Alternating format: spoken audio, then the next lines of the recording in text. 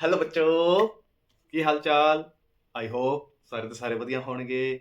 ਅੱਜ ਆਪਾਂ 11ਵੀਂ ਕਲਾਸ ਦਾ chapter set chapter ਕਰਨ ਜਾ ਰਹੇ ਹਾਂ। 11ਵੀਂ ਕਲਾਸ ਦਾ ਚੈਪਟਰ ਹੈ, ਬੜਾ ਹੀ ਸੌਖਾ ਚੈਪਟਰ ਹੈ।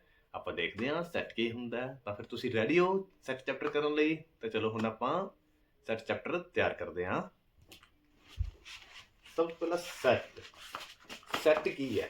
ਸਭ ਤੋਂ ਪਹਿਲਾਂ ਪਤਾ ਹੋਣਾ ਚਾਹੀਦਾ ਜੋ ਸੈੱਟ ਹੈ, ਇਹ ਸੈੱਟ ਦੀ ਡੈਫੀਨੇਸ਼ਨ ਕੀ ਹੈ। ਸੈੱਟ ਦੀ ਡੈਫੀਨੇਸ਼ਨ ਕੀ ਹੈ? ਸੈੱਟ ਕੀ ਕਹਿੰਦਾ ਹੈ ਕਿ ਕਹਿੰਦਾ collection of well defined and well distinguished object. Distinguished ਦਾ ਮਤਲਬ ਹੁੰਦਾ ਡਿਫਰੈਂਟ ਆਬਜੈਕਟ। ਠੀਕ ਹੈ, ਸੈੱਟ ਕਹਿੰਦਾ ਹੈ ਕਿ ਮੈਂ ਕਲੈਕਸ਼ਨ ਕਰਾਂਗਾ, ਪਰ ਕਲੈਕਸ਼ਨ ਕਰਾਂਗਾ ਕਿੰਨਾ ਦੀ? ਮੈਂ ਕਲੈਕਸ਼ਨ ਉਹਨਾਂ ਦੀ ਕਰਾਂਗਾ ਜਿਹੜਾ ਕਿ ਵੈਲ ਡਿਫਾਈਨਡ ਹੋਣ, ਜਿਹੜੇ ਕਿ ਵੈਲ ਡਿਫਾਈਨਡ ਹੋਣ, ਜਿਹੜੇ ਵੈਲ ਡਿਫਾਈਨਡ ਆਬਜੈਕਟ ਹੋਣ। ਹੁਣ ਵੈਲ ਡਿਫਾਈਨਡ ਦਾ ਮਤਲਬ ਕੀ ਹੋਇਆ? ਵੈਲ ਡਿਫਾਈਨਡ ਦਾ ਮਤਲਬ ਇਹ ਹੋਇਆ, ਜੇ ਮੰਨ ਲਓ ਮੈਂ 4 ਸਟੂਡੈਂਟ ਇਕੱਠੇ ਕਰੇ, ਠੀਕ ਹੈ, ਤੇ ਉਹਨਾਂ 4 ਸਟੂਡੈਂਟ ਨੂੰ ਪੁੱਛਾਂ ਤੇਰੇ ਕੋਈ 3 ਫੇਵਰਿਟ ਟੀਚਰ ਦੱਸ। ਤੇਰੇ ਕੋਈ 3 ਫੇਵਰਿਟ ਟੀਚਰ ਦੱਸ। ਜਿਹੜਾ ਪਹਿਲਾ ਹੋਏਗਾ ਉਹ ਆਪਦੇ ਫੇਵਰਿਟ ਟੀਚਰ ਦੱਸੇਗਾ, ਜਿਹੜਾ ਦੂਸਰਾ ਹੋਏਗਾ ਉਹ ਕੋਈ ਆਪਦੇ ਫੇਵਰਿਟ ਟੀਚਰ ਦੱਸੇਗਾ, ਤੀਸਰਾ ਆਪਦੇ ਦੱਸੇਗਾ, ਇਸੇ ਤਰ੍ਹਾਂ ਚੌਥਾ ਜਿਹੜਾ ਹੋਏਗਾ ਉਹ ਆਪਦੇ ਫੇਵਰਿਟ ਟੀਚਰ ਦੱਸੇਗਾ। ਠੀਕ ਹੈ, ਮਤਲਬ ਉਹ ਵੈਲ ਡਿਫਾਈਨਡ ਤਾਂ ਨਹੀਂ ਹੋਇਆ। ਮਤਲਬ ਹਰ ਕੋਈ ਆਪਦੀ ਚੋਇਸ ਹੁੰਦੀ ਹੈ, ਹਰ ਕਿਸੇ ਦੀ ਆਪਦੀ ਚੋਇਸ ਹੁੰਦੀ ਹੈ। ਹੁਣ ਇਸੇ ਤਰ੍ਹਾਂ ਵੈਲ ਡਿਫਾਈਨਡ ਜੇ ਮੈਂ ਇਹ ਚਾਰੇ ਸਟੂਡੈਂਟ ਨੂੰ ਇੱਕ ਇੱਕ ਜਣ ਨੂੰ ਪੁੱਛਾਂ ਤੂੰ ਪਹਿਲੇ 3 ਨੈਚੁਰਲ ਨੰਬਰ ਦੱਸ, ਪਹਿਲੇ 3 ਨੈਚੁਰਲ ਨੰਬਰ ਦੱਸ, ਤਾਂ ਮੈਂ ਪਹਿਲੇ ਨੂੰ ਜੋ ਪੁੱਛਾਂਗਾ ਉਹ ਵੀ 1 2 3 ਦੱਸੇਗਾ। ਜੇ ਮੈਂ ਦੂਸਰੇ ਨੂੰ ਪੁੱਛਾਂ ਤਾਂ ਉਹ ਵੀ 1 2 3 ਦੱਸੇਗਾ, ਤੀਸਰੇ ਨੂੰ ਵੀ ਤੇ ਚੌਥੇ ਨੂੰ ਵੀ ਪੁੱਛਿਆ ਤਾਂ ਉਹ ਵੀ 1 2 3 ਹੀ ਦੱਸੇਗਾ ਨੈਚੁਰਲ ਨੰਬਰ ਪਹਿਲੇ 3। ਠੀਕ ਹੈ, ਮਤਲਬ ਉਹ ਪੂਰੇ ਦੇ ਪੂਰੇ ਕੀ ਹੋ ਗਏ? ਵੈਲ ਡਿਫਾਈਨਡ ਹੋ ਗਏ। ਠੀਕ ਹੈ, ਜਿਹੜੇ ਕਿ ਵੈਲ ਡਿਫਾਈਨਡ ਹੋਣ। ਤੇ ਦੂਸਰਾ ਨੰਬਰ ਡਿਫਰੈਂਟ ਹੋਣ। ਦੂਸਰਾ ਨੰਬਰ ਕੀ ਹੋਣ? ਡਿਫਰੈਂਟ ਆਬਜੈਕਟ ਹੋਣ। ਠੀਕ ਹੈ, ਇਹੀ ਆਪਣੀ ਸੈੱਟ ਦੀ ਡੈਫੀਨੇਸ਼ਨ ਹੈ। ਹੁਣ ਜੋ ਸੈੱਟ ਹੈ ਉਸ ਨੂੰ ਆਪਾਂ ਲਿਖਦੇ ਕਿਸ ਨਾਲ ਆ? ਸੈੱਟ ਨੂੰ ਆਪਾਂ ਇੰਗਲਿਸ਼ ਦੇ ਕੈਪੀਟਲ ਲੈਟਰ ABCXYZ ਕੁਝ ਵੀ ਹੋ ਸਕਦਾ ਸੈੱਟ। ਠੀਕ ਹੈ, ਹੁਣ ਐਗਜ਼ਾਮਪਲ ਦੇਖੋ, collection of all natural number. ਸਾਰੇ ਜਿੰਨੇ ਨੈਚੁਰਲ ਨੰਬਰ ਨੇ ਜੋ ਉਹਨਾਂ ਨੂੰ ਮੈਂ ਕਲੈਕਟ ਕਰ ਲਾਂ ਉਹ ਆਪਣਾ ਕੀ ਹੋ ਜਾਏਗਾ? ਇੱਕ ਸੈੱਟ ਹੋ ਜਾਏਗਾ। ਠੀਕ ਹੈ, ਜੇ ਮੈਂ ਇੰਟੀਜ਼ਰ ਨੂੰ ਇਕੱਠਾ ਕਰ ਲਾਂ ਤਾਂ ਵੀ ਆਪਣਾ ਕੀ ਹੋ ਜਾਏਗਾ? ਸੈੱਟ ਹੋ ਜਾਏਗਾ। ਜੇ ਦੇਖੋ ਕੁਝ ਐਗਜ਼ਾਮਪਲ ਹੈਗੇ ਨੇ ਨੈਚੁਰਲ ਨੰਬਰ ਦੀਆਂ। ਹੁਣ ਸੈੱਟ ਨੂੰ ਆਪਾਂ ਲਿਖਦਾ ਕਿਵੇਂ ਆ? ਆਹ ਵਾਲੀ ਬ੍ਰੈਕਟ, ਆਹ ਬ੍ਰੈਕਟ ਕਿਹੜੀ ਹੁੰਦੀ ਹੈ? ਕਰਲੀ ਬ੍ਰੈਕਟ। ਕਰਲੀ ਬ੍ਰੈਕਟ, ਇਸ ਨੂੰ ਆਪਾਂ ਕਿਹੜੀ ਬ੍ਰੈਕਟ ਕਹਿੰਦੇ ਆ? ਕਰਲੀ ਬ੍ਰੈਕਟ ਕਹਿੰਦੇ ਆ। ਕਰਲੀ ਬ੍ਰੈਕਟ ਦੇ ਵਿੱਚ 1 2 3 4 ਵਿੱਚ ਕੋਮਾ ਪਾ ਤੇ। ਠੀਕ ਹੈ, ਤੇ ਆਪਣਾ ਕੀ ਬਣ ਗਿਆ? ਨੈਚੁਰਲ ਨੰਬਰ ਦਾ ਸੈੱਟ ਬਣ ਗਿਆ, ਆਪਣਾ ਹੋਲ ਨੰਬਰ ਦਾ ਸੈੱਟ ਬਣ ਗਿਆ, ਆਪਣਾ ਇੰਟੀਜ਼ਰ ਦਾ ਸੈੱਟ ਬਣ ਗਿਆ। ਇਸ ਤਰ੍ਹਾਂ ਰੈਸ਼ਨਲ ਨੰਬਰ ਜਿਹੜੇ ਹੁਣ ਤੁਹਾਨੂੰ ਆਪਾਂ P/Q ਫਾਰਮ ਵਿੱਚ ਲਿਖਾਂਗੇ। ਇਹ ਵੀ ਬਹੁਤ ਸਾਰੇ ਹੋ ਸਕਦੇ, ਜਿਵੇਂ 1/2 3/4 5/6, ਇਸ ਤਰ੍ਹਾਂ ਚੱਲਦਾ ਜਾਏਗਾ। ਇਹ ਵੀ ਇੱਕ ਸੈੱਟ ਹੋ ਜਾਏਗਾ ਅਲੱਗ। ਉਸ ਦਾ ਰੀਅਲ ਨੰਬਰ ਦਾ ਆਪਦਾ ਸੈੱਟ ਹੋ ਜਾਏਗਾ, ਕੰਪਲੈਕਸ ਨੰਬਰ ਦਾ ਆਪਦਾ ਸੈੱਟ ਹੋ ਜਾਏਗਾ। ਜੋ ਕੰਪਲੈਕਸ ਨੰਬਰ ਦਾ ਹੋਏਗਾ ਉਹ ਆਪਦਾ ਕੰਪਲੈਕਸ ਨੰਬਰ ਦਾ ਸੈੱਟ ਹੋ ਜਾਏਗਾ। ਠੀਕ ਹੈ, ਇਹ ਆਪਣੇ ਕੀ ਹੋ ਗਿਆ? ਸੈੱਟ ਦੀ ਡੈਫੀਨੇਸ਼ਨ ਹੋ ਗਈ। ਹੁਣ ਆਪਾਂ ਅਗਾਂ ਦੇਖਦੇ ਹਾਂ ਸੈੱਟ ਕਿਹੜੀ। ਹੁਣ ਆਪਾਂ ਗੱਲ ਕਰੀਏ ਐਲੀਮੈਂਟਸ ਕੀ ਹੋਣਗੇ ਸੈੱਟ ਦੇ ਐਲੀਮੈਂਟ ਆਪਾਂ ਕਿਸ ਨੂੰ ਕਹਿੰਦੇ ਆ? ਜੋ ਕਰਲੀ ਬ੍ਰੈਕਟ ਦੇ ਵਿੱਚ ਨੰਬਰ ਜਿਵੇਂ 1 2 3 4 ਕੁਝ ਵੀ ਹੋ ਸਕਦਾ ਹੈ, ਜਾਂ ਇੰਗਲਿਸ਼ ਦੇ ਸਮੋਲ ਲੈਟਰ ਲਿਖੇ ਜਾਂਦੇ ਆ, ਉਹਨਾਂ ਨੂੰ ਆਪਾਂ ਕੀ ਕਹਿ ਦਿੰਦੇ ਆ? ਐਲੀਮੈਂਟ ਕਹਿ ਦਿੰਦੇ ਆ ਸੈੱਟ ਦੇ। ਠੀਕ ਹੈ, ਜੇ ਮੰਨ ਲਓ ਕੋਈ ਆ ਸੈੱਟ ਹੈਗਾ, ਇਹਦੇ ਵਿੱਚ ਮੈਂ ਲਿਖਤਾ 1 2 3 ਤੇ A ਕੋਮਾ ਪਾ ਕੇ, ਜਿਹੜੇ ਹੁਣ 1 2 3 ਤੇ A ਹੈ, ਇਹ ਸੈੱਟ ਦੇ ਕੀ ਹੋ ਗਏ? ਆਪਣੇ ਐਲੀਮੈਂਟ ਹੋ ਗਏ। ਇਸ ਨੂੰ ਮੰਨ ਲਓ ਮੈਂ ਫਿਗਰ ਵਿੱਚ ਲਿਖਣਾ ਹੈ, ਆਹ ਦੇਖੋ ਫਿਗਰ ਵਿੱਚ ਲਿਖਤਾ। ਮੰਨ ਲਓ ਕੋਈ ਸੈੱਟ ਹੈਗਾ, ਜਿਹੜਾ ਵਾਲਾ ਸੈੱਟ ਸੀਗਾ ਇਹਨੂੰ ਮੈਂ ਨਾਮ ਦੇ ਦਿੱਤਾ Z ਸੈੱਟ ਹੈ। ਠੀਕ ਹੈ, ਤੇ ਇਸ ਨੂੰ ਮੈਂ ਇਸ ਸਰਕਲ ਦੇ ਵਿੱਚ ਬਣਾ ਕੇ ਲਿਖਤਾ 1 2 3 ਤੇ A। ਠੀਕ ਹੈ, ਇਹ ਆਪਣੇ ਕੀ ਹੋ ਜਾਣਗੇ? ਐਲੀਮੈਂਟ ਹੋ ਜਾਣਗੇ। ਹੁਣ ਆਪਾਂ ਗੱਲ ਕਰੀਏ ਕਿ ਸੈੱਟ ਨੂੰ ਆਪਾਂ ਲਿਖਦੇ ਕਿਵੇਂ ਆ, ਰਿਪਰੈਜ਼ੈਂਟ ਕਿਵੇਂ ਕਰਦੇ ਆ? ਇਹਦੀਆਂ 2 ਫਾਰਮ ਹੋਣਗੀਆਂ ਸੈੱਟ ਦੀਆਂ, ਇੱਕ ਤਾਂ ਰੋਸਟਰ ਫਾਰਮ ਹੋਏਗੀ, ਦੂਸਰੀ ਸੈੱਟ ਬਿਲਡਰ ਫਾਰਮ ਹੋਏਗੀ। ਹੁਣ ਰੋਸਟਰ ਫਾਰਮ ਕਿਹੜੀ ਹੁੰਦੀ ਹੈ? ਰੋਸਟਰ ਫਾਰਮ ਉਹ ਹੁੰਦੀ ਹੈ ਜਿਹੜੇ ਸਾਰੇ ਐਲੀਮੈਂਟ ਕਰਲੀ ਬ੍ਰੈਕਟ ਦੇ ਵਿੱਚ ਕੋਮਾ ਪਾ ਕੇ ਲਿਖੇ ਜਾਂਦੇ ਆ, ਉਸ ਨੂੰ ਆਪਾਂ ਕਿਹੜੀ ਫਾਰਮ ਕਹਿ ਦਿੰਦੇ ਆ? ਰੋਸਟਰ ਫਾਰਮ ਕਹਿ ਦਿੰਦੇ ਆ। ਦੇਖੋ ਆ ਕਰਲੀ ਬ੍ਰੈਕਟ ਹੈ ਤੇ ਕੋਮਾ ਪਾ ਕੇ ਸਾਰੇ ਐਲੀਮੈਂਟ ਮੈਂ ਲਿਖਦੇ, ਇਹ ਕਿਹੜੀ ਫਾਰਮ ਹੋ ਗਈ? ਰੋਸਟਰ ਫਾਰਮ ਹੋ ਗਈ। ਹੁਣ ਆਪਾਂ ਗੱਲ ਕਰੀਏ ਸੈੱਟ ਬਿਲਡਰ ਫਾਰਮ ਦੀ। ਕਈਆਂ ਵਾਰ ਕੀ ਹੁੰਦਾ, ਜਿਵੇਂ ਨੈਚੁਰਲ ਨੰਬਰ ਹੈ, ਹੁਣ ਮੈਂ ਪੂਰਾ ਦਾ ਪੂਰਾ ਇਹਦੇ ਵਿੱਚ ਨਹੀਂ ਲਿਖ ਸਕਦਾ, ਪੂਰਾ ਨੈਚੁਰਲ ਨੰਬਰ ਇਹਦੇ ਵਿੱਚ ਨਹੀਂ ਲਿਖ ਸਕਦਾ, ਤਾਂ ਫਿਰ ਆਪਾਂ ਨੂੰ ਕਿਹੜੀ ਫਾਰਮ ਦੀ ਲੋੜ ਪੈਗੀ? ਸੈਟ ਬਿਲਡਰ ਫਾਰਮ ਦੀ ਜ਼ਰੂਰਤ ਪੈਗੀ। ਜਿਵੇਂ ਐਲੀਮੈਂਟ ਦੇ ਵਿੱਚ ਜਿਹੜੀ ਕਾਮਨ ਪ੍ਰੋਪਰਟੀ ਹੋਊਗੀ, ਕਾਮਨ ਪ੍ਰੋਪਰਟੀ ਦੇ ਨਾਲ ਜਿਸ ਨੂੰ ਆਪਾਂ ਲਿਖ ਦਈਏ, ਠੀਕ ਹੈ, ਜਿਸ ਨੂੰ ਆਪਾਂ ਕਾਮਨ ਪ੍ਰੋਪਰਟੀ ਦੇ ਨਾਲ ਲਿਖ ਦਈਏ, ਉਹ ਕਿਹੜੀ ਹੋ ਜਾਂਦੀ ਹੈ? ਆਪਣੀ ਸੈਟ ਬਿਲਡਰ ਫਾਰਮ ਹੋ ਜਾਂਦੀ ਹੈ। ਜਿਵੇਂ ਕਿ ਆਹੀ ਐਗਜ਼ਾਮਪਲ ਦੇਖੋ, ਇਹ ਵਾਲੀ ਕਿਹੜੀ ਵਿੱਚ ਸੀਗੀ? ਰੋਸਟਰ ਫਾਰਮ ਵਿੱਚ ਸੀਗੀ, ਰੋਸਟਰ ਵਿੱਚ। ਹੁਣ ਇਸ ਨੂੰ ਮੈਂ ਸੈਟ ਬਿਲਡਰ ਵਿੱਚ ਲਿਖਣਾ ਚਾਹੁੰਦਾ, ਕੀ ਕਰਨਾ ਹੈ? ਕਾਮਨ ਪ੍ਰੋਪਰਟੀ ਮੰਨ ਲਓ ਮੈਂ ਇੱਕ x ਲਿਖਤਾ, ਕੋਈ ਨੰਬਰ ਲਿਖ ਦੇਣਾ ਆਪਾਂ ਜੋ ਕਾਮਨ ਹੋ ਜਾਏ। x ਨੰਬਰ ਲਿਖਤਾ, ਜਿਹੜਾ x ਹੈ ਉਹ ਕੀ ਮੇਰਾ ਨੈਚੁਰਲ ਨੰਬਰ ਲੈਸ ਦੈਨ 8। ਜਿਹੜਾ x ਹੈ ਉਹ ਕੀ ਹੈ? ਨੈਚੁਰਲ ਨੰਬਰ ਹੈ ਲੈਸ ਦੈਨ 8। ਹੁਣ ਨੈਚੁਰਲ ਨੰਬਰ ਲੈਸ ਦੈਨ 8 ਮਤਲਬ 7 ਹੋਏਗਾ ਲੈਸ ਦੈਨ, ਜਿਹੜਾ 8 ਤੋਂ ਨੀਚੇ ਹੋਏਗਾ ਉਹ ਕਿਹੜਾ ਹੋ ਜਾਏਗਾ? 7 ਹੀ ਹੋਏਗਾ ਨੈਚੁਰਲ ਨੰਬਰ। ਮਤਲਬ 1 2 3 4 5 6 7 8 ਮੈਂ ਨਹੀਂ ਲਿਖ ਸਕਦਾ, ਕਿਉਂਕਿ ਉਸਨੇ ਪਹਿਲਾਂ ਹੀ ਆਪਾਂ ਨੂੰ ਕਹਿ ਦਿੱਤਾ ਲੈਸ ਦੈਨ ਕੀ ਹੋਣਾ ਚਾਹੀਦਾ? 8 ਹੋਣਾ ਚਾਹੀਦਾ ਹੈ। ਉਸੇ ਤਰ੍ਹਾਂ ਜਾਂ ਇਸ ਨੂੰ ਐ ਲਿਖ ਦਿਓ ਜਾਂ ਇਸ ਨੂੰ ਐ ਲਿਖ ਦਿਓ। x ਆ ਜਿਹੜੇ ਦੋ ਕੋਮੇ ਪਾਏ ਆ ਨਾ, ਕੋਮੇ, ਇਸ ਨੂੰ ਆਪਾਂ ਸੱਚ ਦੈਟ ਕਹਿੰਦੇ ਆ। ਆ ਜਿਹੜੇ ਦੋ ਕੋਮੇ ਆ ਇਸ ਨੂੰ ਆਪਾਂ ਕੀ ਕਹਿੰਦੇ ਆ? ਸੱਚ ਦੈਟ, ਸੱਚ ਦੈਟ। ਆ ਜਿਹੜੇ ਦੋ ਕੋਮੇ ਹੈਗੇ ਨਾ ਆਪਾਂ ਕੀ ਕਹਿੰਦੇ ਆ? ਸੱਚ ਦੈਟ ਕਹਿੰਦੇ ਆ, ਠੀਕ ਹੈ। x equal to n, small n, ਜਿਹੜਾ n ਹੈ ਉਹ ਕੀ ਹੈ? ਮੇਰਾ natural number, and n less than 8। Less than 8 ਦਾ ਮਤਲਬ 8 ਤੋਂ ਛੋਟਾ, ਠੀਕ ਹੈ। ਹੁਣ 8 ਤੋਂ ਛੋਟਾ ਨੈਚੁਰਲ ਨੰਬਰ ਕਿਹੜਾ ਹੁੰਦਾ? 7 ਹੀ ਹੁੰਦਾ। ਆਪਾਂ ਨੂੰ ਪਤਾ ਜਿਹੜਾ ਨੈਚੁਰਲ ਨੰਬਰ 1 ਤੋਂ ਸਟਾਰਟ ਹੋਏਗਾ 7 ਤੱਕ ਚਲਾ ਜਾਏਗਾ, ਠੀਕ ਹੈ। ਆਈ ਹੋਪ ਤੁਹਾਨੂੰ ਐਲੀਮੈਂਟ ਰਿਪਰੈਜ਼ੈਂਟ ਆਫ ਸੈਟ ਪਤਾ ਲੱਗ ਗਿਆ ਹੋਏਗਾ। ਹੁਣ ਆਪਾਂ ਗੱਲ ਕਰਦੇ ਹਾਂ ਬਿਲੋਂਗ ਟੂ।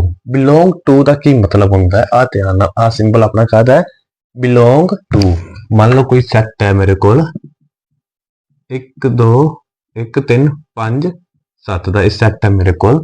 ਹੁਣ ਦੇਖੋ ਜੋ ਐਲੀਮੈਂਟ ਇਸ ਸੈਟ ਦੇ ਵਿੱਚ ਪਏ ਆ ਨਾ, ਮਤਲਬ ਇਹ ਵਾਲੇ ਸੈਟ ਦੇ ਵਿੱਚ ਜੋ ਐਲੀਮੈਂਟ ਪਏ ਆ, ਮਤਲਬ ਇਹ ਵਾਲੇ ਐਲੀਮੈਂਟ A ਨੂੰ ਕੀ ਕਰ ਰਿਹਾ? ਬਿਲੋਂਗ ਕਰ ਰਿਹਾ। ਮਤਲਬ ਕਿ ਜਿਹੜਾ 1 ਹੈ ਉਹ ਬਿਲੋਂਗ ਕਰ ਰਿਹਾ A ਨੂੰ, 3 ਵੀ ਕੀ ਕਰ ਰਿਹਾ? ਬਿਲੋਂਗ ਕਰ ਰਿਹਾ A ਨੂੰ, 5 ਵੀ ਕੀ ਕਰ ਰਿਹਾ? ਬਿਲੋਂਗ ਕਰ ਰਿਹਾ A ਨੂੰ, 7 ਵੀ ਕੀ ਕਰ ਰਿਹਾ? ਬਿਲੋਂਗ ਕਰ ਰਿਹਾ A ਨੂੰ।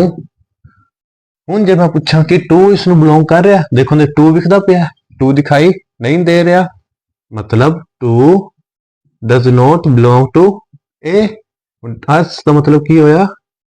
does not belong to, does not belong to, ਠੀਕ ਹੈ। ਇਸ ਦਾ ਮਤਲਬ ਹੋ ਗਿਆ ਬਿਲੋਂਗ ਟੂ। ਬਿਲੋਂਗ ਟੂ ਦਾ ਮਤਲਬ ਹੋ ਗਿਆ ਜੋ ਐਲੀਮੈਂਟ ਸੈੱਟ ਦੇ ਵਿੱਚ ਰੱਖੇ ਪਏ ਆ ਉਹ ਇਸ ਨੂੰ ਕੀ ਕਰ ਰਿਹਾ? ਇਸ ਨੂੰ ਬਿਲੋਂਗ ਕਰ ਰਿਹਾ, ਵਾਲੇ ਸੈੱਟ ਨੂੰ ਬਿਲੋਂਗ ਕਰ ਰਿਹਾ। ਦੇਖੋ 1 3 5 7 ਐਲੀਮੈਂਟ ਸੀਗੇ, ਇਹ ਸਾਰੇ ਦੇ ਸਾਰੇ ਇਹ ਸੈੱਟ ਨੂੰ ਕੀ ਕਰ ਰਿਹਾ? ਬਿਲੋਂਗ ਕਰ ਰਿਹਾ। ਹੁਣ ਦੇਖੋ 2 ਨਹੀਂ ਇਹਦੇ ਵਿੱਚ ਹੈਗਾ ਸੀ, ਮਤਲਬ ਇਸ ਨੂੰ ਬਿਲੋਂਗ ਨਹੀਂ ਕਰ ਰਿਹਾ। 2 does not belong to A, ਠੀਕ ਹੈ। ਹੁਣ ਆਪਾਂ ਸੈੱਟ ਦੀਆਂ ਐਗਜ਼ਾਮਪਲਸ ਦੇਖਦੇ ਹਾਂ। Explain difference between collection and set. ਹੁਣ ਇਸ ਵਿੱਚ ਕੀ ਡਿਫਰੈਂਸ ਹੈਗਾ? ਕਲੈਕਸ਼ਨ ਤੇ ਸੈੱਟ ਵਿੱਚ ਕੀ ਫਰਕ ਹੈ? ਹੁਣ ਆਪਾਂ ਨੂੰ ਪਤਾ ਹੈ ਜਿੰਨੇ ਵੀ ਸੈੱਟ ਹਨ, each set is a collection, each set is a collection. But ਹੁਣ ਇਹ ਤਾਂ ਆਪਾਂ ਨੂੰ ਪਤਾ ਜਿੰਨੇ ਵੀ ਸੈੱਟ ਹੁੰਦੇ ਨੇ ਉਹ ਕੀ ਹੁੰਦੇ ਨੇ? ਕਲੈਕਸ਼ਨ ਹੁੰਦੇ ਆ। ਬਟ ਸਾਰੀਆਂ ਕਲੈਕਸ਼ਨ ਸੈੱਟ ਨਹੀਂ ਹੁੰਦੇ। But each collection is not set, but each collection is not set, ਠੀਕ ਹੈ। ਹੁਣ ਜਿੰਨੇ ਵੀ ਸੈੱਟ ਹਨ ਉਹ ਕੀ ਹੁੰਦੇ ਆ? ਸਾਰੇ ਦੇ ਸਾਰੇ ਕਲੈਕਸ਼ਨ ਕਰਕੇ ਹੀ ਆਉਂਦੇ ਆ, ਠੀਕ ਹੈ। ਜਿੰਨੇ ਵੀ ਆਬਜੈਕਟ ਆਪਾਂ ਕਲੈਕਟ ਕਰਦੇ ਆ ਉਹਨਾਂ ਨੂੰ ਮਿਲਾ ਕੇ ਹੀ ਆਪਣਾ ਕੀ ਬਣਦਾ? ਸੈੱਟ ਬਣਦਾ ਹੈ। ਬਟ ਹੁਣ ਸਾਰੇ ਸੈੱਟ, ਸਾਰੀਆਂ ਕਲੈਕਸ਼ਨ ਉਹ ਸੈੱਟ ਨਹੀਂ ਹੋਣਗੇ। ਇਹ ਕਿਵੇਂ? ਜਿਵੇਂ ਮੈਂ ਹੁਣ ਅਲੱਗ-ਅਲੱਗ ਨੂੰ, ਜਿਵੇਂ ਮੈਂ ਸਟਾਰਟਿੰਗ ਵਿੱਚ ਹੀ ਦੱਸਿਆ ਸੀਗਾ, ਤੁਹਾਡੇ 3 ਫੇਵਰਿਟ ਟੀਚਰ ਦੱਸੋ, ਠੀਕ ਹੈ। ਹੁਣ ਜੇ ਮੈਂ ਤੁਹਾਨੂੰ ਕਹਿ ਦਿਆਂ ਫਾਈਂਡ ਕਰੋ ਕਿ ਕਲੈਕਸ਼ਨ ਕਰੋ, ਗੁੱਡ ਕਲੈਕਸ਼ਨ ਕਰੋ ਤੁਸੀਂ, ਕਲੈਕਸ਼ਨ ਆਫ ਮਤਲਬ 11 collection of good cricket player, cricket player. ਹੁਣ ਦੇਖੋ 11 ਕਲੈਕਸ਼ਨ ਕਰਨੇ ਆਪਾਂ ਗੁੱਡ ਕ੍ਰਿਕਟ ਪਲੇਅਰ ਦੀ, ਹੁਣ ਕੋਈ ਬੋਲਿੰਗ ਵਧੀਆ ਕਰਦਾ ਹੈ, ਕੋਈ ਬੈਟਿੰਗ ਵਧੀਆ ਕਰਦਾ ਹੈ, ਕੋਈ ਆਲ ਰਾਊਂਡਰ ਹੁੰਦਾ ਹੈ, ਠੀਕ ਹੈ। ਹੁਣ ਆਪਾਂ ਕੋਈ ਵੀ, ਤੁਸੀਂ ਹਰ ਕਿਸੇ ਦੀ ਅਲੱਗ-ਅਲੱਗ ਚੋਇਸ ਹੋਊਗੀ। ਕੋਈ MS ਧੋਨੀ ਨੂੰ ਪਸੰਦ ਕਰੇਗਾ, ਕੋਈ ਵਿਰਾਟ ਕੋਹਲੀ ਨੂੰ ਕਰੇਗਾ, ਕੋਈ ਯੁਵਰਾਜ ਸਿੰਘ ਨੂੰ ਕਰੇਗਾ, ਕੋਈ ਸਚਿਨ ਤੰਦੂਲਕਰ ਨੂੰ ਕਰੇਗਾ, ਠੀਕ ਹੈ। ਇਸੇ ਤਰ੍ਹਾਂ ਮੈਂ ਕਲੈਕਸ਼ਨ ਤਾਂ ਕਰ ਲਾਂਗੇ, ਠੀਕ ਹੈ, ਬਟ ਹੋਰ ਹਰੇਕ ਕਲੈਕਸ਼ਨ ਜਿਹੜੀ ਹੋਊਗੀ ਡਿਫਰੈਂਟ ਹੋਊਗੀ। ਸੈੱਟ ਕੀ ਕਹਿੰਦਾ ਹੈ ਕਿ ਵੈਲ ਡਿਫਾਈਨਡ ਹੋਣੇ ਚਾਹੀਦੇ ਆ। ਜੋ ਸੈੱਟ ਕੀ ਕਹਿੰਦਾ ਹੈ, ਵੈਲ ਡਿਫਾਈਨਡ ਹੋਣੇ ਚਾਹੀਦੇ ਆ, ਮਤਲਬ ਸਾਰਿਆਂ ਦੇ ਕੋਲ ਕਾਮਨ ਚੀਜ਼ ਹੋਣੀ ਚਾਹੀਦੀ ਹੈ, ਠੀਕ ਹੈ।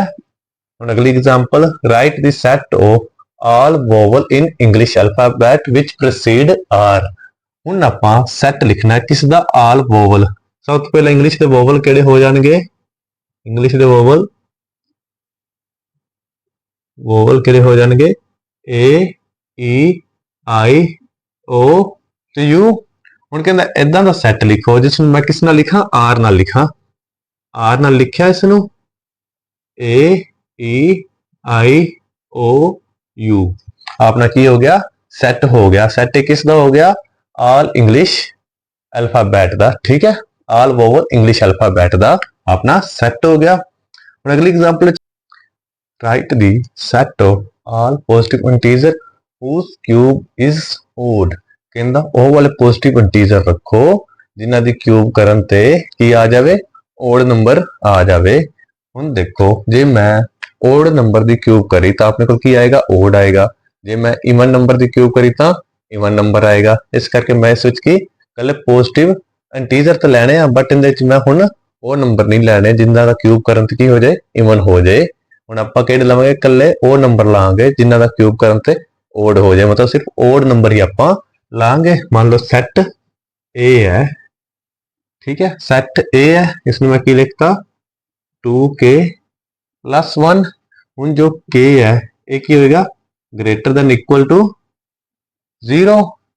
ਜਿਹੜਾ K ਬਿਲੋਂਗ ਕਰੇਗਾ, ਇਹ K ਬਿਲੋਂਗ ਕਰੇਗਾ ਪੋਜ਼ਿਟਿਵ ਇੰਟੀਜ਼ਰ ਲੈਣੇ ਆ, ਠੀਕ ਹੈ, ਪੋਜ਼ਿਟਿਵ ਇੰਟੀਜ਼ਰ ਲੈਣੇ ਆ, ਜਾਂ ਕੱਲੇ ਇੰਟੀਜ਼ਰ ਲੈ ਲਓ। K ਮੈਂ ਕੀ ਲੈ ਲਿਆ, ਪੋਜ਼ਿਟਿਵ ਇੰਟੀਜ਼ਰ। ਇੱਥੇ K ਦੀ ਵੈਲਿਊ ਮੈਂ ਕੀ ਰੱਖਤੀ, positive integer. K greater than equal to ਕੀ ਹੋਣਾ ਚਾਹੀਦਾ, 0। ਹੁਣ ਦੇਖੋ ਤਾਂ K ਦੀ ਜਦੋਂ ਇੰਟੀਜ਼ਰ ਦੀ ਵੈਲਿਊ ਇੱਥੇ ਪੁੱਟ ਕਰੋਗੇ ਤੇ ਆਪਣੇ ਕੋਲ ਓਡ ਨੰਬਰ ਹੀ ਬਣਦਾ ਜਾਏਗਾ। ਜਦੋਂ ਇਸ ਦੀ ਕਿਊਬ ਕਰਾਂਗੇ ਤਾਂ ਵੀ ਕੀ ਬਣਦਾ ਜਾਏਗਾ, ਓਡ ਬਣਦਾ ਜਾਏਗਾ। ਆਪਣੀ ਕਿਹੜੀ ਫਾਰਮ ਆ ਗਈ, ਕਿਹੜੀ ਫਾਰਮ ਹੈ, ਸੈੱਟ ਬਿਲਡਰ ਫਾਰਮ ਵਿੱਚ, ਜਿਸ ਨੂੰ ਆਪਾਂ ਲਿਖਤਾ ਹੈ, ਠੀਕ ਹੈ। ਹੁਣ ਅਗਲੀ ਐਗਜ਼ਾਮਪਲ ਵਿੱਚ ਕੀ ਕਹਿ ਰਿਹਾ, ਰਾਈਟ ਦੀ ਸੈੱਟ 1/2 2/3 3/4। ਇਸ ਤਰ੍ਹਾਂ ਹੈਗਾ, ਇਹਨੂੰ ਆਪਾਂ ਕਿਹੜੀ ਫਾਰਮ ਵਿੱਚ ਲਿਖਣਾ ਹੈ, ਸੈੱਟ ਬਿਲਡਰ ਫਾਰਮ ਵਿੱਚ ਲਿਖਣਾ ਹੈ। ਕਿਹੜੀ ਫਾਰਮ ਵਿੱਚ ਲਿਖਣਾ ਹੈ, ਸੈੱਟ ਬਿਲਡਰ ਫਾਰਮ ਵਿੱਚ ਲਿਖਣਾ ਹੈ। ਮੰਨ ਲਓ ਸੈੱਟ A ਹੈ, ਇਸ ਨੂੰ ਮੈਂ ਕੀ ਲਿਖਤਾ, A ਇਕੁਅਲ ਟੂ, ਦੇਖੋ ਉੱਪਰ ਕਿੰਨਾ 1, ਨੀਚੇ ਕਿੰਨਾ 2, ਮਤਲਬ 1 ਪਲੱਸ ਨੀਚੇ ਕੀ ਕੀਤਾ ਗਿਆ, +1 ਕਰੇਗਾ। ਇਸ ਵਿੱਚ 2 ਹੈ, 3 ਵਿੱਚ +1 ਕੀਤਾ ਗਿਆ। ਉੱਪਰ ਕਿੰਨਾ 3, ਇਹਦੇ ਵਿੱਚ +1 ਕੀਤਾ, ਨੀਚੇ 19 ਆ ਗਿਆ। ਮਤਲਬ ਕੋਈ K ਨੰਬਰ, ਇਸ K ਵਿੱਚ ਮੈਂ ਕੀ ਕਰਿਆ, +1 ਕਰਿਆ। ਹੁਣ ਦੇਖੋ ਨੈਚੁਰਲ ਨੰਬਰ ਚੱਲ ਰਿਹਾ ਉੱਪਰ, 1 2 3 4 5 6, ਕਿਹੜੇ ਨੰਬਰ ਚੱਲ ਰਿਹਾ, natural number. K equal to N, N belong to natural number. ਹੁਣ ਅਗਾਂ ਦੇਖੋ, ਐਂਡ ਜਿਹੜਾ N ਹੈ, N less than equal to ਕੀ ਹੈ, 6 ਹੈ, ਠੀਕ ਹੈ। ਹੁਣ ਧਿਆਨ ਨਾਲ ਦੇਖੋ ਮੈਂ ਇਸ ਨੂੰ ਕਿਵੇਂ ਲਿਖਿਆ, ਉੱਪਰ ਦੇਖੋ 1 2 3 4 5 6 ਵਿੱਚ ਨਾ +1 ਕਰਦਾ ਗਿਆ, ਉਹਨਾਂ ਨੀਚੇ ਆਉਂਦਾ ਗਿਆ। ਉੱਪਰ K ਸੀ ਤਾਂ ਨੀਚੇ K+1। ਇੱਥੇ ਵੀ ਜੇ ਮੰਨ ਲਓ 2 ਸੀ ਤਾਂ 2 + 1, 3 3 + 1 4 4 + 1, ਇਸੇ ਤਰ੍ਹਾਂ ਇੱਥੇ ਹੋ ਗਿਆ। ਹੁਣ ਮੈਂ ਜਿਹੜਾ ਇੱਕ ਪਾਰਟਿਕੂਲਰ ਮੰਨ ਲਿਆ, ਕੋਈ ਨੰਬਰ ਪਾਰਟਿਕੂਲਰ K ਮੰਨ ਲਿਆ, ਠੀਕ ਹੈ। ਜਿਹੜਾ K ਹੈ ਉਹ ਕੀ ਹੈ, ਨੈਚੁਰਲ ਨੰਬਰ ਹੈ। K ਕੋਈ ਨੈਚੁਰਲ ਨੰਬਰ ਹੈ। ਹੁਣ ਜਿਹੜਾ ਨੈਚੁਰਲ ਨੰਬਰ ਹੈ ਇਹ ਕੀ ਹੈ, ਲੈਸ ਦੈਨ ਇਕੁਅਲ ਟੂ 6 ਹੈ।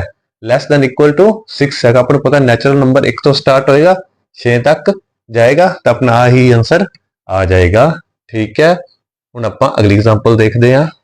ਰਾਈਟ ਦੀ ਸੈੱਟ, ਆਪਾਂ ਨੂੰ ਸੈੱਟ ਦੇ ਰੱਖਿਆ, ਇਹਨੂੰ ਕਿਹੜੀ ਫਾਰਮ ਵਿੱਚ ਲਿਖਣਾ ਹੈ, ਰੋਸਟਰ ਫਾਰਮ ਵਿੱਚ ਲਿਖਣਾ ਹੈ। ਮੰਨ ਲਓ ਸੈੱਟ ਹੈ, ਜੋ ਸੈੱਟ ਕੀ ਹੈਗਾ ਆਪਣੇ ਕੋਲ, ਇਸ ਨੂੰ ਆਪਾਂ ਕਿਹੜੀ ਫਾਰਮ ਵਿੱਚ ਲਿਖਣਾ ਹੈ, ਰੋਸਟਰ ਫਾਰਮ ਵਿੱਚ ਲਿਖਣਾ ਹੈ।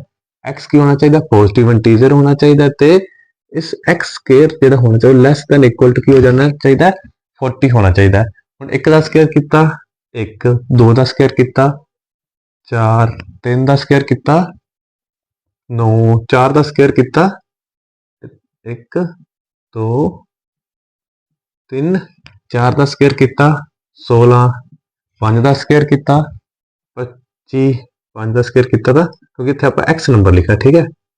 4 5 5 ਦਾ ਸਕੁਅਰ ਕੀਤਾ 25, 6 ਦਾ ਸਕੁਅਰ ਕੀਤਾ ਤਾਂ 36, 7 ਦਾ ਸਕੁਅਰ ਕੀਤਾ ਤਾਂ 7 ਦਾ ਸਕੁਅਰ ਕੀਤਾ ਤਾਂ 49। ਆ ਧਿਆਨ ਨਾਲ ਆ 7 ਇੱਥੇ ਆਪਾਂ ਨਹੀਂ ਲਿਖਣਾ। ਕਿਉਂ ਨਹੀਂ ਲਿਖਣਾ? ਕਿਉਂਕਿ x ਸਕੁਅਰ ਜੋ ਹੈ ਲੈਸ ਦੈਨ ਇਕੁਅਲ ਟੂ ਕੀ ਹੈ 40 ਹੈ। ਜਦੋਂ ਮੈਂ 7 ਦਾ ਸਕੁਅਰ ਕੀਤਾ ਕਿੰਨਾ ਹੋ ਗਿਆ 49 ਹੋ ਗਿਆ। 7 ਦਾ ਸਕੁਅਰ ਕਿੰਨਾ ਹੁੰਦਾ 49। ਬਟ ਆ ਕੰਡੀਸ਼ਨ ਕੀ ਕਹਿ ਰਹੀ ਹੈ ਕਿ ਮੈਂ x ਸਕੁਅਰ ਹਾਂ ਤੇ ਮੈਂ 40 ਤੋਂ ਘੱਟ ਹੀ ਰਵਾਂਗਾ। ਇਸ ਕਰਕੇ ਇੱਥੇ ਆਪਾਂ 7 ਨਹੀਂ ਲੈ ਸਕਦੇ। ਆਪਣਾ ਸੈੱਟ ਕੀ ਹੋ ਜਾਏਗਾ 1 ਤੋਂ ਲੈ ਕੇ 6 ਤੱਕ। ਇਹ ਆਪਣੀ ਕਿਹੜੀ ਫਾਰਮ ਹੋਗੀ ਰੋਸਟਰ ਫਾਰਮ ਹੋਗੀ। ਹੁਣ ਜੋ ਆ ਸੈੱਟ ਦੇ ਰੱਖੇ ਨੇ ਆਪਾਂ ਕਿਹੜੀ ਫਾਰਮ ਵਿੱਚ ਲਿਖਣਾ ਹੈ ਸੈੱਟ ਬਿਲਡਰ ਫਾਰਮ ਵਿੱਚ ਲਿਖਣਾ ਹੈ। ਸੈੱਟ ਬਿਲਡਰ ਫਾਰਮ ਵਿੱਚ ਇਸ ਨੂੰ ਲਿਖਿਆ ਸੈੱਟ ਕੀ ਹੋ ਜਾਏਗਾ ਇਕੁਅਲ ਟੂ x ਸਕੁਅਰ।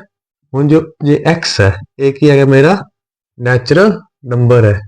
ਜੋ x ਹੈ ਉਹ ਕਿਸ ਨੂੰ ਬਿਲੋਂਗ ਕਰ ਰਿਹਾ ਨੈਚੁਰਲ ਨੰਬਰ ਨੂੰ ਕਰ ਰਿਹਾ ਹੈ, ਠੀਕ ਹੈ। ਜਿਹੜਾ ਮੇਰਾ x ਹੈ ਇਹ ਕਿਸ ਨੂੰ ਬਿਲੋਂਗ ਕਰ ਰਿਹਾ ਨੈਚੁਰਲ ਨੰਬਰ ਨੂੰ, ਠੀਕ ਹੈ। ਬਸ ਇੰਨਾ ਕੁ ਇਸਦੇ ਆਪਣੇ ਕੀ ਹੋ ਜਾਊਗੀ ਸੈੱਟ ਬਿਲਡਰ ਫਾਰਮ ਹੋ ਜਾਊਗੀ।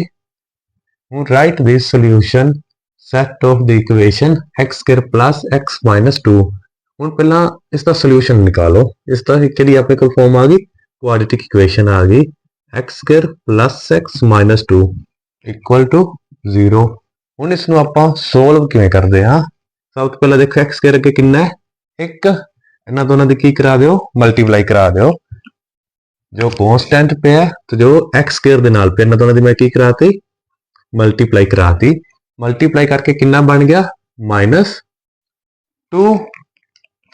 ਮਲਟੀਪਲਾਈ ਕਰਕੇ ਕਿੰਨਾ ਬਣ ਗਿਆ -2। ਹੁਣ x ਦੇ ਅੱਗੇ ਦੇਖੋ x ਦੇ ਅੱਗੇ ਕਿੰਨਾ ਪਿਆ ਹੈ +1। ਆ ਵਾਲੇ x ਦੇ ਅੱਗੇ ਕਿੰਨਾ ਪਿਆ ਹੈ ਜਿਸ ਦੇ ਅੱਗੇ ਕੁਝ ਨਹੀਂ ਹੁੰਦਾ ਤਾਂ ਕਿੰਨਾ ਹੁੰਦਾ ਹੈ +1। x ਦੇ ਅੱਗੇ +1। ਹੁਣ ਇਹ +1 ਨੂੰ ਇਸ ਤਰ੍ਹਾਂ ਤੋੜਨਾ ਹੈ।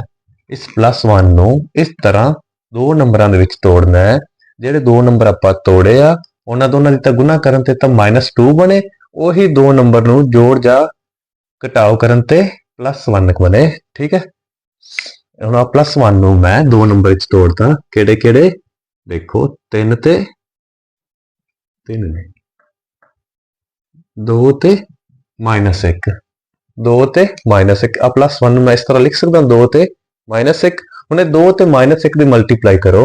ਜਦੋਂ ਮੈਂ 2 ਤੇ -1 ਦੀ ਮਲਟੀਪਲਾਈ ਕਰੀ ਤਾਂ ਕਿੰਨਾ ਬਣ ਗਿਆ -2 ਬਣ ਗਿਆ। ਹੁਣ ਆ ਵਾਲੇ 2 ਤੇ -1 ਦੀ ਮੈਂ ਜੇ ਮਲਟੀਪਲਾਈ ਕਰਾਂ ਤਾਂ ਕਿੰਨਾ ਬਣ ਜਾਏਗਾ -2।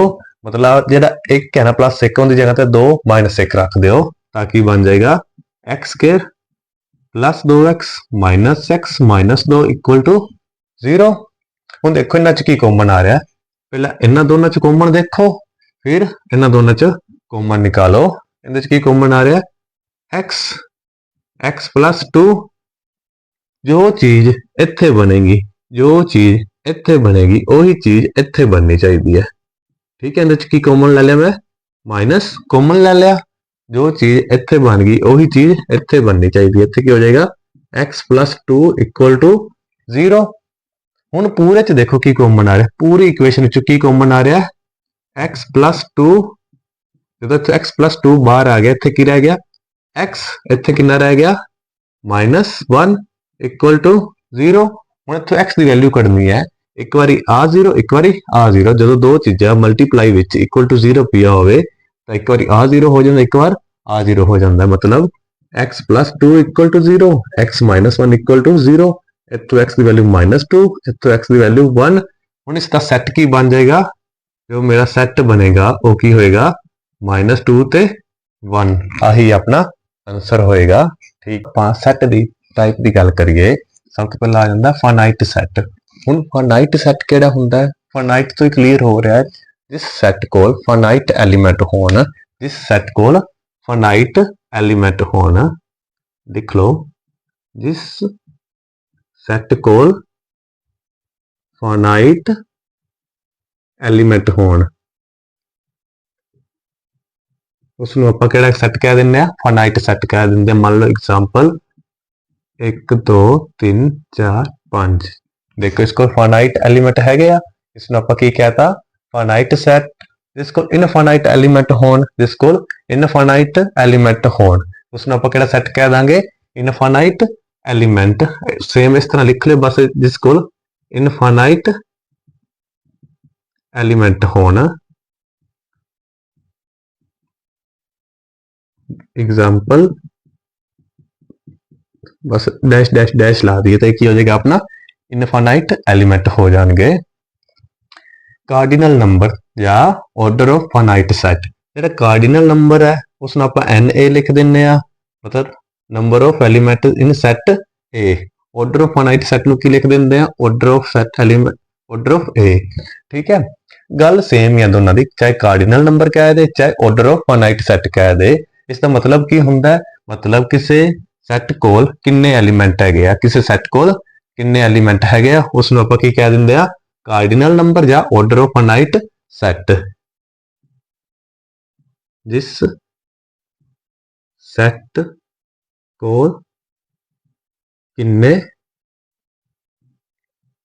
एलीमेंट हैगे आ, उसनूं आपां की कह दिंदे आ, कार्डिनल नंबर या ऑर्डर ऑफ फाइनाइट सैट। ठीक है, ये सिर्फ तो सिर्फ कार्डिनल नंबर फाइनाइट सैट का ही आप दस सकते हैं, इनफाइनाइट सैट का नहीं दस सकते। जो कार्डिनल नंबर है डज नॉट और इनफाइनाइट, ठीक है, डज नॉट फाइंड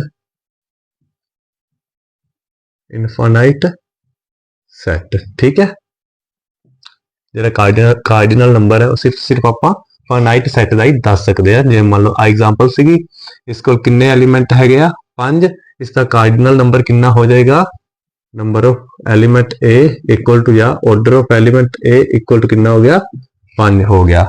ठीक है, हुण इसने पूछा तुहानू, देखो इनफाइनाइट जा रहा, मतलब इसका कोई अंत नहीं हैगा, इसका कोई अंत नहीं हैगा, इसलिए आप इसका cardinal number order of finite set नहीं दस सकते। ठीक है, हुण गल करिए आपां एम्प्टी सैट। एम्प्टी सैट किहड़ा हुंदा है, जिस कोल कोई एलीमेंट ना होवे, जिस कोल कोई एलीमेंट ना होवे उसनूं आपां किहड़ा सैट कह दिंदे आ, एम्प्टी सैट। नो एलीमेंट इन सैट, जिस सैट विच कोई एलीमेंट ना होवे उसनूं आपां किहड़ा सैट कह दिंदे आ, एम्प्टी सैट कह दिंदे आ। आपां इसनूं लिखदे किवें आ, फाई ना लिखदे आ सिंबल होएगा इसदा, जिस सैट कोल कोई एलीमेंट ना होवे उसनूं आपां एम्प्टी सैट कहंदे आ, इस नाल आपां लिखदे आ। एग्जाम्पल देखो, मान लो कोई सैट ए है, ये कह रहा है कोई एक्स है, x is natural number, x है वो की है, natural number and x less than 1 है। देखो एक्स है, एक है नैचुरल नंबर है, तो एक्स की है लैस देन 1 है। हुण एक तो घट कोई नैचुरल नंबर हुंदा है नहीं हुंदा, इस करके सैट ए की हो जाएगा, इस कोल की हो जाएगा 5, मतलब वाला सैट किहड़ा हो गया, एम्प्टी सैट हो गया। हुण गल करिए सिंगलटन सैट दी। सिंगलटन सैट किहड़ा हुंदा, जिस सैट कोल सिर्फ ते सिर्फ एक एलीमेंट होवे, जिस सैट कोल सिर्फ ते सिर्फ एक एलीमेंट होए, 1 एलीमेंट इन सैट, जिस सैट कोल एक एलीमेंट होए उस सैट नूं आपां किहड़ा सैट कह दिंदे आ, सिंगलटन सैट कह दिंदे आ। जे मान लो सैट है, इसको मान लो ए है, ठीक है, ये सैट को सिर्फ सिर्फ एक एलिमेंट है, ये सैट की हो गया अपना सिंगलटन सैट हो गया। ठीक है, हुण आपां गल करिए इक्वल सैट ते इक्विवेलेंट सैट। हुण इक्वल सैट किहड़े हुंदे आ, मान लो कोई दो सैट आ ए ते बी, कोई दो सैट है गया ए ते बी, सेम एलीमेंट होण, सेम एलीमेंट होण, सेम एलीमेंट होण ए ते बी विच, in in A and B, A and B set है, इहदे विच सेम एलीमेंट होण ए ते बी विच, वो किहड़े हो जाणगे, इक्वल सैट हो जाणगे। जिवें मान लो ए सैट है, इसको 1 2 3 है, बी सैट है, इसको 1 2 3 है, ये अपने की हो जाएंगे, इक्वल सैट हो जाएंगे। देखो सेम है गया, इसको भी 1 2 3 है, इसको भी 1 2 3 है, तो सैट दोनों केड़े हो गए, इक्वल सैट हो गए, मतलब A equal to B, A set equal to हो गया बी सैट दे। ठीक है, ਹੁਣ ਆਪਾਂ ਗੱਲ ਕਰੀਏ ਇਕੁਇਵੈਲੈਂਟ ਸੈੱਟ ਦੀ। Element number of element same ਹੋਣ ਦੋ ਸੈੱਟ ਵਿੱਚ, ਨੰਬਰ ਆਫ ਐਲੀਮੈਂਟ ਸੇਮ ਹੋਣ, number of element in two set are equal होन। Number of element in two set are equal, मतलब नंबर ऑफ एलिमेंट इक्वल होने चाहिए ने। ठीक है, मतलब जे मान लो मेरे को सेट ए है 1 2 3, बी सेट है ए बी सी। हुण देखो इसको नंबर ऑफ एलिमेंट किन्ने ने, मतलब कि कार्डिनल नंबर जो अपना कार्डिनल नंबर सीगा वो इक्वल आ जाए, दोनों सैटां दे इक्वल आ जाए। और देखो इनका नंबर ऑफ कार्डिनल नंबर किन्ना है, ए कोल किन्ने ने 3, ਇਹਦੇ ਕੋਲ ਵੀ ਕਿੰਨੇ ਆ 3, ਤਾਂ ਕਰਕੇ ਇਹ ਕੀ ਹੋ ਗਿਆ ਇਕੁਇਵੈਲੈਂਟ ਸੈੱਟ ਹੋ ਗਿਆ। ਇਸ ਸੈੱਟ ਨੂੰ ਆਪਾਂ ਕੀ ਕਹਿ ਦਾਂਗੇ ਇਕੁਇਵੈਲੈਂਟ ਸੈੱਟ। ਇਹ ਸੈੱਟ ਇਜ਼ ਇਕੁਇਵੈਲੈਂਟ ਸੈੱਟ ਹੈ ਬੀ ਦੇ। ਠੀਕ ਹੈ, ਇਕੁਅਲ ਸੈੱਟ ਤੇ ਇਕੁਇਵੈਲੈਂਟ ਸੈੱਟ ਵਿੱਚ ਦੋਨਾਂ 'ਚ ਤੁਹਾਨੂੰ ਫਰਕ ਸਮਝ ਆ ਗਿਆ ਹੋਵੇਗਾ। ਮਤਲਬ ਸੇਮ ਐਲੀਮੈਂਟ ਹੋਣੇ ਚਾਹੀਦੇ, ਇਹਦੇ ਵਿੱਚ ਨੰਬਰ ਆਫ ਐਲੀਮੈਂਟ ਇਕੁਅਲ ਹੋਣੇ ਚਾਹੀਦੇ ਆ, ਮਤਲਬ ਕਾਰਡੀਨਲ ਨੰਬਰ ਇਕੁਅਲ ਹੋਣਾ ਚਾਹੀਦਾ ਹੈ। ਠੀਕ ਹੈ, ਹੁਣ ਜੇ ਮੰਨ ਲਓ ਦੋ ਸੈੱਟ ਇਕੁਅਲ ਨਾ ਹੋਏ, ਤਾਂ ਆਪਾਂ ਕੀ ਕਹਿ ਦਾਂਗੇ A not equal to B। ਹੁਣ ਦੇਖੋ equal set R equivalent set, ਇਹ ਕਹਿ ਸਕਦਾ ਮੈਂ, ਨੋਟ ਵਿੱਚ ਲਿਖ ਲਓ, ਇਹ ਨੋਟ ਵਿੱਚ ਕੀ ਲਿਖ ਲਓ, ਇਕੁਅਲ ਸੈੱਟ ਕੀ ਹੋ ਜਾਂਦੇ ਆ ਆਰ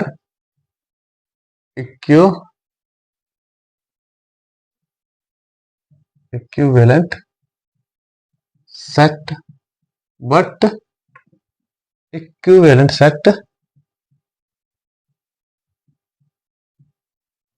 are not equal। ठीक है, इक्वल सेट इक्विवेलेंट हो सकते हैं बट इक्विवेलेंट सेट इक्वल नहीं हो सकते। ठीक, हुण आपां कुछ क्वेश्चन करते हैं। ठीक है, जो हुणे आपां पिछे देखिया सीगा उन्हां दा समझ लगूगा तुहानूं। ठीक है, which is finite and infinite set, set of prime number less than 50। कहना प्राइम नंबर दसो ਜਿਹੜੇ ਕਿ ਲੈਸ ਦੈਨ ਹੋਣ 50 ਤੋਂ। ਹੁਣ ਆਪਾਂ ਨੂੰ ਪਤਾ ਪ੍ਰਾਈਮ ਨੰਬਰ ਕਿਹੜੇ ਹੁੰਦੇ ਆ, ਜਿਹੜੇ ਆਪਣੇ ਆਪ ਟੇਬਲ ਤੇ ਡਿਵਾਈਡ ਹੁੰਦੇ ਆ, ਆਪਣੇ ਆਪ ਦੇ ਟੇਬਲ ਤੇ ਹੀ ਡਿਵਾਈਡ ਹੁੰਦੇ ਆ। ਹੁਣ ਲੈਸ ਦੈਨ ਕੀ ਹੋਣਾ ਚਾਹੀਦਾ 50।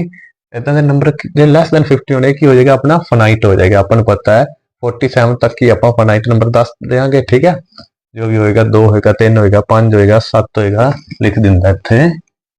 प्राइम नंबर किहड़े किहड़े हो जाणगे 2 3 5 7 11 13 17 19 23 29 31 37 41 ਤੇ 47 हो जाएगा। ठीक है, देखो लेस देन की होना चाहिए 50 होना चाहिए, 50 तो लेस देन है, मतलब ये वाला जो हो गया एक हो गया अपना फाइनाइट सेट हो गया। ये वाला सेट केड़ा हो गया फाइनाइट सेट। हुन पॉजिटिव इंटीजर ग्रेटर देन 50 तो ऊपर होने चाहिए। 50 तो ऊपर केड़े होंगे 51 52 53 अप टू सो ऑन। ये वाला की हो जाएगा इनफाइनाइट सेट हो जाएगा, infinite set of concentric circle in a plane. Concentric का मतलब की होता है जिस सर्कल का सेंटर सेम होवे, जिन्ने भी सर्कल ने सारे सर्कल का सेंटर सेम हो। मान ला एक सर्कल है 2 सर्कल है 3 सर्कल है 4 सर्कल है, इनफाइनाइट सर्कल मैं बना सकता कॉन्सेंट्रिक सर्कल से। ठीक है, इस तरह की हो जाएगा इनफाइनाइट सेट, ये की हो जाएगा इनफाइनाइट सेट हो जाएगा। उनकी कह रहे a equal to x such that x belong to natural number and x square minus 3x plus 2। सब तो पहले तो एंड का मतलब समझो, वाला जो एंड लिखा हुआ है ये एंड का मतलब है कि जो भी काम होएगा इन्हां दोनों की सहमति नाल होएगा, मतलब जो इसके आंसर होणगे वही आंसर इसके होने चाहिए, मतलब दोनों का कॉमन आंसर होने चाहिए आ। सब तो पहले आप इत्थे देखिए x square minus 3x plus 2 तो की वैल्यू आऊगी X square minus 3x plus 2 equal to की दिता है 0। ਹੁਣ ਕੁਆਡ੍ਰੇਟਿਕ ਇਕੁਏਸ਼ਨ ਇਸ ਨੂੰ ਸੋਲਵ ਕਰਿਆ ਤਾਂ ਕੀ ਆ ਜਾਏਗਾ x ਮਾਈਨਸ, ਜਿਹਨੂੰ ਮੈਂ ਸਿੱਧਾ ਸੋਲਵ ਕਰਤਾ x minus 2 x minus 1 equal to 0, x equal to 2 ਤੇ 1 ਆ ਜਾਏਗਾ। ਮਤਲਬ ਜੋ ਇਸ ਦਾ ਸੈੱਟ ਬਣੇਗਾ a, ਜਿਹੜਾ a ਸੈੱਟ ਬਣੇਗਾ ਇਸ ਦਾ ਕੀ ਬਣ ਜਾਏਗਾ 1 ਤੇ 2, 1 ਤੇ 2 ਬਣ ਕੇ ਮਤਲਬ ਇਹ ਕੀ ਹੋ ਗਿਆ फाइनाइट सेट हो गया। जो आप वाला अपन दे रखा है x belong to natural number and x square minus 3x plus 2 equal to 0। अपने को ए जो सैट बन गया 1 ते 2 एलिमेंट होंगे ते अपना केड़ा सैट बन गया फाइनाइट सैट बन गया। जो ए वाला बन गया हुण अपना केड़ा बन जाएगा फाइनाइट सैट। हुण अगला सेम अभी सेम ही है x belong to natural number and x square equal to 9। इत्थों x की वैल्यू कितनी आ जाएगी x equal to plus minus 3। हम अपन पता है नैचुरल नंबर सिर्फ प्लस वाला लेना है, ये वाला जो बी सैट हो जाएगा ये हो जाएगा कला 3 आ जाएगा। ये भी किया गया अपना फाइनाइट सैट। हम इसकी गल करिए x belong to natural number and x is even, जो सी सैट बन जाएगा ये की बन जाएगा 2 4 6 up to so on infinity time. तो ये सैट बन गया इनफाइनाइट सैट, इनफाइनाइट सेट। वाला question x belong to natural number and 2x minus 3 equal to 0। इत्थों x की वैल्यू कितनी आ गई 3/2। हुण देखो ना दोनों कोई कॉमन हिस्सा आ रहा, जिहड़ा आ कह रहा x में कहना मैं नैचुरल नंबर होवांगा, आ कह रहा मैं 3/2 ही रहांगा। हुण पता 3/2 नैचुरल नंबर नहीं हुंदा, इस करके की हो जाएगा डी अपना 5 हो गया। जब 5 हो गया तो मतलब ये फाइनाइट सैट है। ये किहड़ा सैट है फाइनाइट सैट है। Which of the following is empty set? Empty set ਨੂੰ ਆਪਾਂ null set ਵੀ ਕਹਿ ਦਿੰਦੇ ਆ ਤੇ ਇੱਕ ਹੋਰ ਇਸ ਦਾ ਨਾਮ ਹੁੰਦਾ ਹੈ void set। ਹੋਰ ਇਸ ਦਾ ਕੀ ਨਾਮ ਹੁੰਦਾ ਹੈ void set, VOID, void set। empty null void set ਇੱਕ ਹੀ ਚੀਜ਼ ਹੈ। ਉਹਨਾਂ ਵਿੱਚ ਦੱਸਣਾ ਹੈ ਕਿ ਕਿਹੜਾ ਆਪਣਾ empty set ਹੈ ਤੇ ਕਿਹੜਾ ਨਹੀਂ ਹੈ। ਹੁਣ ਆ ਦੇਖੋ ਪਹਿਲਾਂ ਆ ਕੀ ਕਹਿ ਰਿਹਾ x such that x less than 7। ਜਿਹੜਾ x ਹੈ 7 ਤੋਂ ਕੀ ਹੋਣਾ ਚਾਹੀਦਾ ਘੱਟ, ਜਿਹੜਾ ਆ ਕੀ ਜਾਂਦਾ ਇਹ ਕੀ ਜਾਂਦਾ x 7 ਤੋਂ ਵੱਡਾ ਹੋਣਾ ਚਾਹੀਦਾ ਹੈ। ਮਤਲਬ ਕੋਈ ਕਾਮਨ नहीं आया अपना, इतना 5 कर लो। आ कही जा रहा मैं 5 तो छोटा रवांगा, आ एक्स कह रहे मैं 7 तो वड्डा रवांगा। ये आप ग्राफ सीखिया 6वें चैप्टर विच या लीनियर इक्वेशन विच ग्राफ आप बनाना सीखिया होया सीगा। 5 है 7 है ओपन डॉट इसकी चोंच इस तरफ है, इधर आ गया इसकी चोंच इधर है, इधर चलिया गया, कोई कॉमन हिस्सा नहीं आया। जो कॉमन हिस्सा नहीं आया तो मतलब नो सॉल्यूशन, मतलब एक ही हो गया अपना एम्प्टी सेट हो गया। जो पहला है ये केड़ा हो गया अपना एम्प्टी सेट, एम्प्टी सेट। हुण आ देखो इस विच की कह रहा है x स्क्वायर इक्वल टू 25 है, x is odd integer, x की वैल्यू की आ गई इत्थों x equal to plus minus 5, x की वैल्यू की आ गई प्लस माइनस 5। जो x है एक ही अपना ओड इंटीजर है, एक ही है ओड इंटीजर है। तो जो अपना सैट बन जाएगा सैट की बन जाएगा प्लस 5 ते माइनस 5। मतलब इस विच 2 एलिमेंट आ गए, जो वाला सैट है इस विच 2 एलिमेंट आ गए, मतलब एक ही हो गया एम्प्टी सैट नहीं हैगा। ठीक है नॉट एम्प्टी, एक ही हो जाएगा not empty. x square minus 2 equal to 0 and x is rational. हुण इत्थों x की वैल्यू कितनी आ जाऊगी x square equal to 2, x equal to plus minus under root 2। हुण जिहड़ा अंडर रूट 2 किहड़ा नंबर हुंदा है इरैशनल नंबर हुंदा है। जिहड़ा अंडर रूट 2 इरैशनल है बट x की है अपना रैशनल है, इस करके जो दोनों का कॉमन पार्ट देखे तो कुछ भी नहीं आया। जो कुछ नहीं आया तो एक ही हो गया अपना एम्प्टी सैट हो जाएगा। ठीक है आई होप तुहानू ये क्वेश्चन समझ आए होंगे। Find pair of equal set. हुण आपां देखने आ चों किहड़े सैट इक्वल हैगे। ठीक है जिहड़ा ए तो अपने को आया पिया 0, बी की आएगा अपने को बी सैट। देखो आ की कह रहे x ग्रेटर दैन 15, तो आपां ग्राफ इन इक्वेशन विच देखिया x लैस दैन 5, 5 15। हुण चोंच इसकी किहड़ी साइड है इस साइड इक्वल दा निशान सिंबल नहीं है, इस करके किहड़ी आ गई ओपन, इत्थे किहड़ी आ गई ओपन। आप 55 तो इधर चोंच है, इसकी चोंच किहड़ी साइड है परली साइड है, एक किधर चले गए आप परा चले गए, कुछ कॉमन हिस्सा नहीं आया, इस करके बी अपना की हो गया 5 हो गया, जो बी की हो गया अपना 5 हो गया, कुछ कॉमन आया ही नहीं, इस कोई एलिमेंट नहीं आया, तो बी अपना की हो गया 5 हो गया, एम्प्टी सेट हो गया अपना ये। ठीक है, ਹੁਣ ਇੱਥੋਂ ਸੀ ਸੈੱਟ ਕਰ ਦੋ x such that x minus 5 equal to 0, ਇੱਥੋਂ x ਦੀ ਵੈਲਿਊ ਕੀ ਆ ਜਾਏਗੀ 5, ਜੋ c ਸੈੱਟ ਆਪਣਾ ਕੀ ਆ ਜਾਏਗਾ 5, d ਸੈੱਟ ਦੇਖੋ x such that x square equal to 25, x square equal to ਕਿੰਨਾ ਹੋ ਗਿਆ 25, ਇੱਥੋਂ x ਦੀ ਵੈਲਿਊ ਕਿੰਨੀ ਆ ਜਾਊਗੀ ਪਲੱਸ ਮਾਈਨਸ 5, d ਬਰਾਬਰ ਇੱਕ ਪਲੱਸ ਦਾ 5 ਇੱਕ ਮਾਈਨਸ ਦਾ 5।